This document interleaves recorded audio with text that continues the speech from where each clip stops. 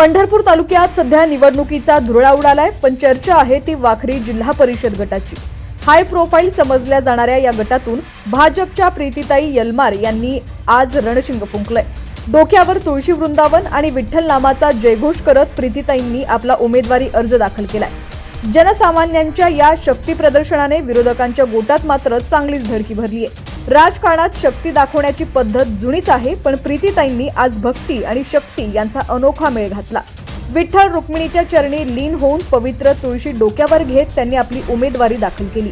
हे केवळ राजकीय प्रदर्शन नव्हतं, तर जनसामान्यांशी असलेल्या नात्याची ती एक घट्ट वीण होती। प्रीतीताईंची ही उमेदवारी थेट जनतेतून आल्याचं बोललं जातंय।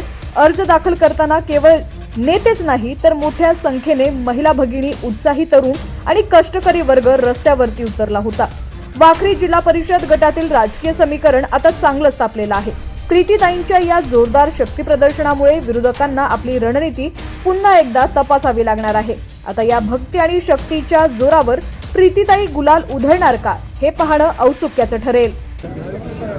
आधी संतांची भूमी असल्यामुळे मी तुळस डोक्यावर घेऊन इथपर्यंत आले आणि घरोघरात असं आहे की अजून परंपरा चालू आहे की तुळशीला पाणी घातल्याशिवाय कोणी पाणी पण पित नाहीत, त्यामुळे मी तुळस घेऊन इथपर्यंत आलेले।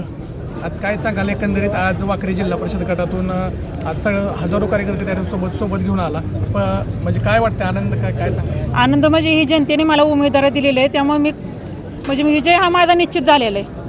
खरं तर वाखरी जिल्हा परिषद गट हा हाय व्होल्टेज आहे, सातत्याने या ठिकाणी चर्चा होते। मतदारसंघामधले प्रश्न काय आहेत आणि काय विजन घेऊन तुम्ही मतदारसंघ? मी विजन एकच घेतलेलं आहे डोक्यात की आजपर्यंत मी वारकऱ्याची सेवा केली, आता मला शेतकऱ्याची सेवा करायची।